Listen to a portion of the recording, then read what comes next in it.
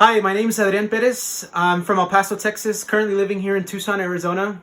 I've been performing harp for 15 years. Yeah, 15 years. I've played with groups such as Mariachi Los Camperos de Naticano, Mariachi Cobre, and currently here with our own project, Mariachi Tesoro de Tucson, Arizona. And I'm also a board member for the Tucson International Mariachi Conference, and my professional job is engineer. So going along those lines, I want to just kind of break down some what people kind of seem to think are very complex steps and ideas in the world of harp, and I hope to be able to give you the tools that you need so that you're successful in this. I also want to congratulate you guys for being selected for TMEA Region 15 all region group. That's a great accomplishment. You know, you guys, ton of hard work that goes on behind the scenes. I know you guys are constantly in your practice rooms at home, always gigging, always, you know, pretty much always have instruments in your hands. So I think that's awesome. I also want to congratulate your parents, the school directors, the school principals, the instructors, the whole board.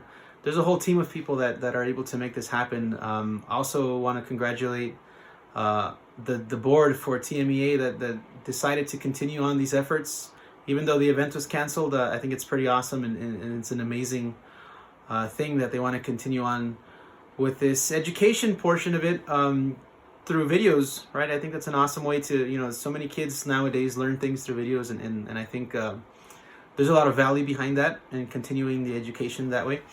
So I want to be able to give you guys the tools and make you guys successful harpists so that you guys can be able to integrate yourselves within any different tier of difficulty, right, for mariachi ensembles, whether it's from beginning to intermediate to advanced to all region to all state, right? There's different levels, but I'll do some quick overviews of what I feel is necessary to not only play the song but to make it your own, right? And so that it's something that you can kind of own, right, as a role and a responsibility, because I think it's important for a harpist to be able to contribute to the group that they're part of. And so, like I said, I plan to, go through some techniques and tools and things of that nature that have proven to be successful in my, harp career path. And I look forward to working with you guys via these videos, and I also look forward to working with you guys in person at some point. And if you guys have any questions, feel free to reach out to me.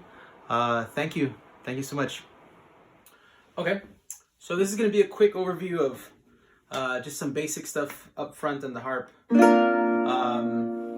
So most of you guys have levers on your harps, right? And most of you guys have levers on every string on your harp.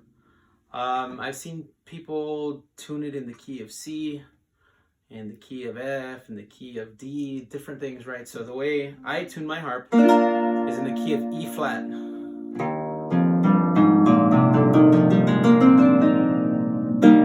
Right, and the reason that is because the key of E flat allows you to use the levers such as A flat, your B flat, and the E flat lever, so that you don't have redundant notes, right? If you're, for example, if you're tuned in the key of C and all your levers are down, you've basically rendered your A, B, and E lever useless, because you would never have an instance where your E lever is up and your F is natural, right? So E with the lever up is an F natural, so you basically have you'd have two Fs up against each other, right? Or you'd never have an F against an F sharp in a scale. So that's kind of like a redundant case, I guess you can say, of the lever. Same for the B, right? The B lever, you move it up a half step, which is a lever flip, and you'll get C natural. So you'll never have an instance where there's two C naturals in a scale, or you'll never have an instance where there's a C natural and then the C lever on the C string turns to a C sharp. So you'll never have that in a major scale or in any scale, unless you want to do some alternative tunings. But for mariachi, that really doesn't become the case. Same for the A, right? I mean, you'll never have your A goes, if your A was down and it was a natural in the key of C, you'd have a A sharp or a B flat. So you'd have the same against, right? You'd have a B flat on the B string and an A sharp, and you'd never, you would, it's redundant also. So, or the B to the C, right? So you'd be skipping the B and the whole. You'd be skipping A to have a B flat with the lever up, and then your B would turn into a C natural, and then your C would be a C sharp. So yeah, it doesn't make sense to be tuned in that way with all of your levers down. So the way I have it, like I said, in this particular harp, which is a Villegas, it's a Jarocho harp. But usually most mariachi harps are tuned from G all the way to a G, or in some cases if they're 37 strings, A flat, right? I mean, yeah, A flat. Right, so yeah. So then you would go ahead and tune into E flat, which is E flat, F natural, G, A flat, B flat, C natural, D, E flat, F, G, A flat, B flat, C, D, E flat, F, right, and so on and so forth. So one of the things right off the bat is I expect you guys to know your scales, right? You should know all your major scales and the sharps and the flats, because based off of that tuning, that's what's going to determine how the levers are flipped, right? So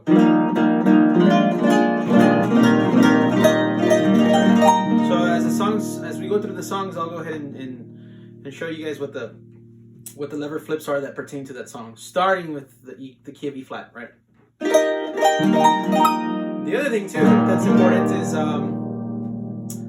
it's going up the scale, going up the major scales, but in chord form, right? So a chord is the 1, 3, and the 5 degree, and so that completes or creates a chord, right? The 1, 3, and the 5. So what ends up happening is there's a formula for the major scales, and so what it ends up equating to is E flat, in this case E flat, right? Since I'm tuning E flat, E flat major, F minor, G minor, A flat major, B flat major, C minor, D minor, sorry, that's a D diminished, and an E flat, right? So it's in the scale degrees, 1 is major, 2 is minor, 3 is minor, 4 is major, 5 is major, 6 is minor, 7 is diminished, and 8 is major, which is the same as 1, right? So major, minor, minor, right? 1, 4, and 5. 1, 4, 5, and 8, which is the same as 1, is major. 2, 3, and 6 is minor. 7 is diminished, right? So, and that's what's going to give you that sound, right, that you're used to hearing in a major scale. But in just a chord form. Right? So talking about chords. Chords are a collection of 3 notes, right? So you jump into what's called inversions. And if you don't know, there's 3 inversions for a major, right? For a major chord. It's root position, which basically means it's the first note that you grab in that particular chord. So we're going to play an E flat chord.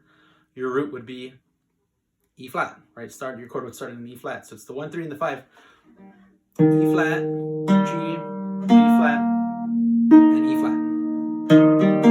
Right? So that's your major root position of an E flat.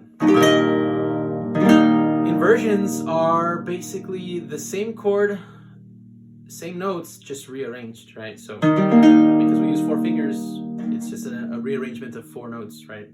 2 of them being redundant because they're an octave apart. So E flat, G, B flat, E flat. So the next inversion up is going to start on a G, right? So basically you just move all your fingers up from E flat to G, G flat to B flat to E flat, and E flat to G. Right? So we went from here, root position, to first inversion. Same concept, right? Different spacing, right? In root position, you have 3 fingers together with 1 string of separation, and then you have this weird two string separation jump, and then you have your E flat, right? So I like to think about it as 3 and 1, because 3 are symmetrical. There's a weird gap, and then the 1, which is your thumb in the root position, is by itself, right? 3 and 1. 2 and 2 for first inversion. Same concept, right? You have these first 2 fingers, your ring finger and your middle finger, separated by 1 string. You have a weird 2 string gap, and then you have your first finger and your thumb separated by this 1 string right? So 2 and 2. Going down the same concept, right? We've already started on E flat, which is the root position.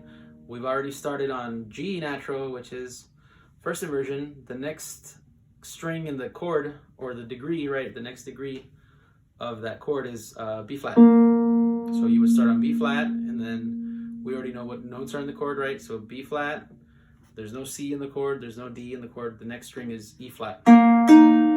And then you have G natural, and then B flat. So with that said, you have now this separation of one finger by itself, two, you have this weird jump, right, of 2 strings, and then these 3 are separated by 1 string, right? So you have, and then you do the same concept again, right? After B flat, C is not part of the chord, D is not part of the chord, E flat. So you're back to root position, right? So in reality, you have root, which is 3 and 1, first inversion, 2 and 2, second inversion, which is 1 and 3, and then back to, right? So if you practice those, you should have muscle memory so that you're able to jump like that, right? Ideally with both hands.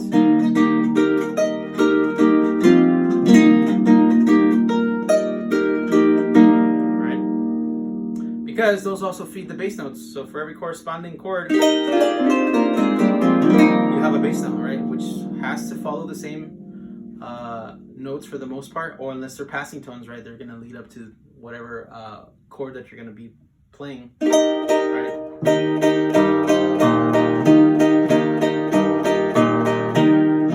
So once you know your chords, you should be mixing that with exercises and what's called finger dexterity, right? So what that basically means is training your fingers to work on command of your mind, right? You want it to do a certain, finger motion, finger pattern, then your fingers should be accustomed to playing that, right? And kind of on demand. Right? So what we do is, ascending arpeggio. They're both root position. I have them an octave spread across. Right, descending arpeggio is first from the thumb down, and then round arpeggio, which is. So in essence, basically what you want to do is.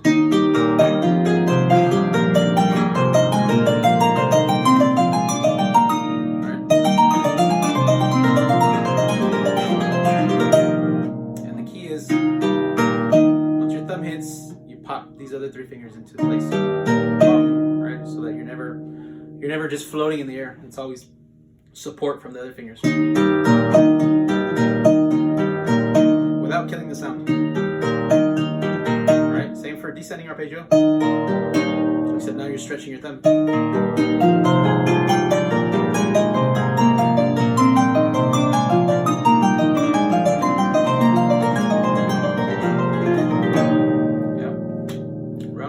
Combination of the 2. Flip. Now it gets tricky when you're going to change chords, because you got to move your ring finger to the new chord, the beginning of the new chord. Right. So as you're going up, you do your pop where you bring these other 3 down. Except on the way down, your ring finger is going to hit the first note of the next chord. Right. While still maintaining time.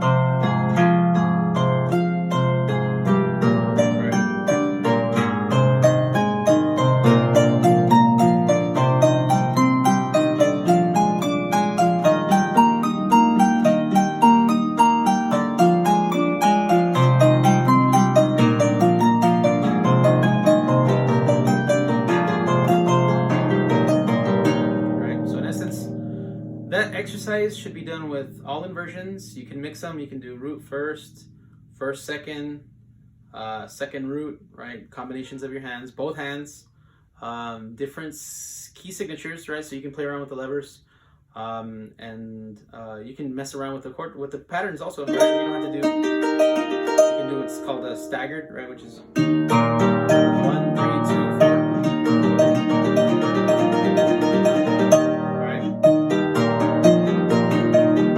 The idea is so that you prepare your hands for all these weird combination of things, so that when you need them, or when an arranger or a composer writes them out for you, you're not spending hours, trying to figure out the movement. It's already kind of implanted into your brain how you're gonna do things, right? So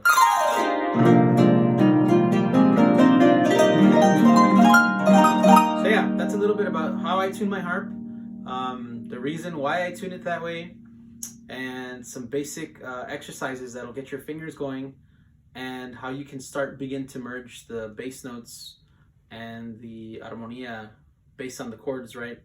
You should know what chords are in a major scale, and then knowing the chord that you're in should also give you a guide to what the bass is going to be doing. So yeah, that's kind of a basic, top-down approach of how I approach just the instrument itself, right? From there, you use those tools to just import into what you're going to be using for specific songs, right?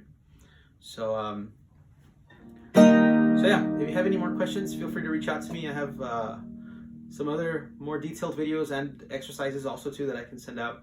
I just wanted to provide a basic, overview of just the instrument itself, because a lot of people have different concepts of, just the inner workings of the instrument and how to get things off the ground. And a lot of times it's not just playing what's written for you on the paper, because a lot of times the arrangers too themselves don't write harp music, right? You're having to figure out how to put together this guitarrón piece of music and this vihuela / guitar / armonía piece of music together to create your own part, right? So on top of having those skills, it's also a good idea to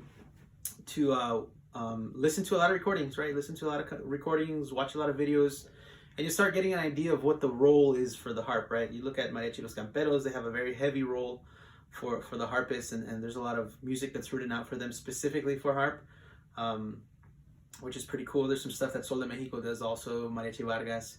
So yeah, I mean, you start getting, the more you listen to it, the more the more you begin to understand about, mariachi harp style per se. From there, you get the tools, and then you can kind of make your own style, blending everybody's, your observations on everybody, and your knowledge of theory, your knowledge of chord structures, your knowledge of a melody, right? How to do the melodies and the harmonies and things like that. So yeah, just wanted to provide a basic, like I said, overview of the harp, and I hope that's beneficial to you. So thank you guys once again.